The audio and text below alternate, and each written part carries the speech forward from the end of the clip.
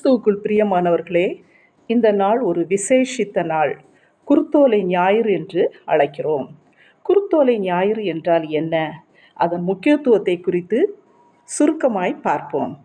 குருத்தோலை ஞாயிறு என்பது இயேசு உயிர்த்தெழுவதற்கு முந்தைய ஞாயிற்றுக்கிழமையை கிறிஸ்தவ உலகம் பாரம்பரியமாக நினைவுகூறுகிறது. இயேசு கிறிஸ்து தமது மரணத்துக்கு முந்தின ஞாயிற்றுக்கிழமை அன்று எருசலேம் நகருக்குள் வெற்றி பவனியாக நுழைந்ததை கொண்டாடும் ஒரு கிறிஸ்தவ பண்டிகையாகும்.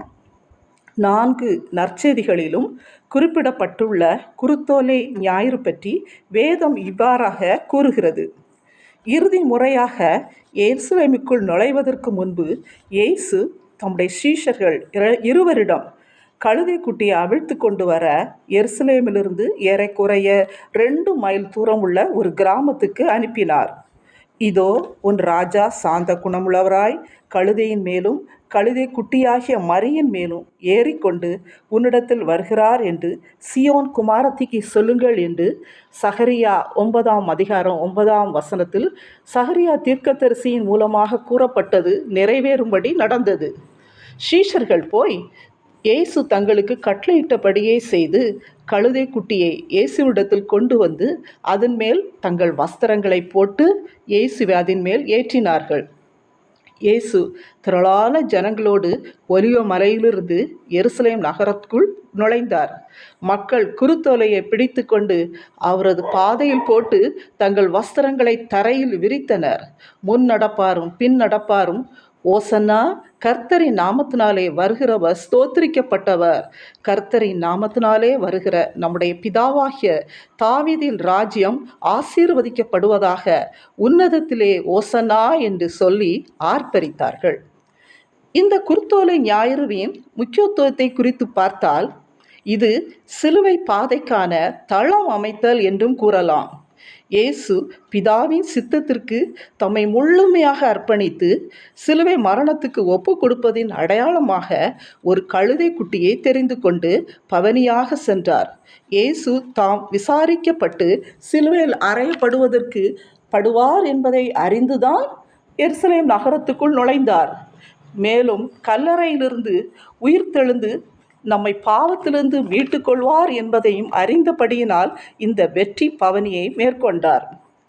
இயேசு கிறிஸ்து நம்மிடத்திலும் எதிர்பார்ப்பது என்ன என்று நாம் கவனித்தால் வேதம் சொல்லுகிறது, ஒருவன் என்னை பின்பற்றி வர விரும்பினால் அவன் தன்னைத்தான் வெறுத்து தன் சிலுவையை அனுதினமும் எடுத்துக்கொண்டு என்னை பின்பற்ற கடவன் என்று கூறியுள்ளதை நாம் இந்த சூழ்நிலையில் நினைவுபடுத்தி கொள்ளலாம். இயேசு கழுதையை தெரிந்தெடுத்தது தீர்க்க தரிசனத்தை நிறைவேற்றுவதற்காக மட்டுமல்ல, அது ஆழமான குறியீடாகவும் இருந்தது.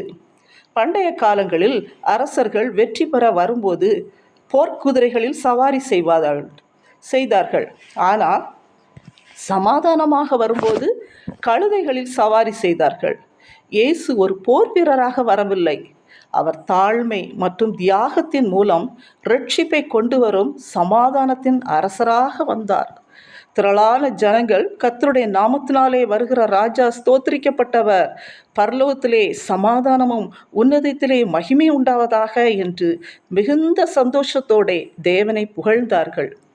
அங்கு திரளான ஜனங்கள் குருத்தோலைகளை அசைத்து ஓசன்னா என்று கோஷமிட்டு அவரை வரவேற்றனர்.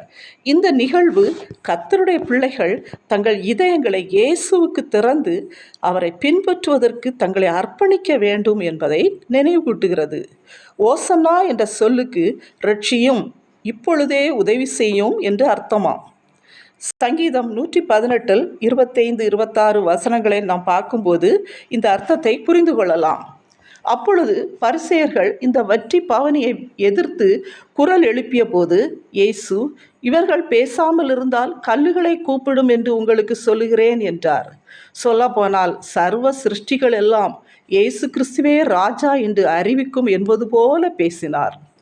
இந்த குருத்தோலை ஞாயிறு ஆகிய இந்த நாளிலே நாம் இயேசு கிறிஸ்துவை நம் இதயத்தில் இரட்சகராகவும் நம்மை ஆளுகை செய்யும் ராஜாவாகவும் ஏற்றுக்கொண்டு ஓசன்னா என்று சொல்லி கர்த்தரை மகிமைப்படுத்துவோமா? ஜெபிப்போம். பிதாவின் சித்தத்தை நிறைவேற்ற சிலுவை பாடுகளை ஏற்றுக்கொண்ட தேவகுமாரனாகிய இயேசுவே, உம்மை நன்றியோடு துதிக்கிறோம் அப்பா. உம்மை ஸ்தோத்திரிக்கிறோம். நீர் எருசலேமுக்குள் வெற்றி பவனியாக ஒரு கழுதை குட்டியின் மேல் ஏறி வந்தபோது உமது சீஷர்களும் ஜனங்களும் ஓசன்னா என்று சத்தமிட்டு வரவேற்றது போல நாங்களும் இந்த மகிழ்ச்சியான காலை வேளையில் உம்மை மகிமைப்படுத்துகிறோம். உம்மை ராஜாவாக ஏற்றுக்கொள்கிறோம். உமக்கே எல்லா துதி கன மகிமை யாவையும் ஏறெடுக்கிறோம். கர்த்தராகிய இயேசு கிறிஸ்துவின் நாமத்தினாலே ஏற்றுக்கொள்கிறோம் பிதாவே. ஆமேன். என் ஆத்மாவே கர்த்தரை ஸ்தோத்ரி, என் முழுளமே அவருடைய பரிசுத்த நாமத்தை ஸ்தோத்ரி. என் ஆத்மாவே கர்த்தரை ஸ்தோத்ரி, கர்த்தர் செய்த சகல உபகாரங்களையும் மறவாதே. ஆமேன்.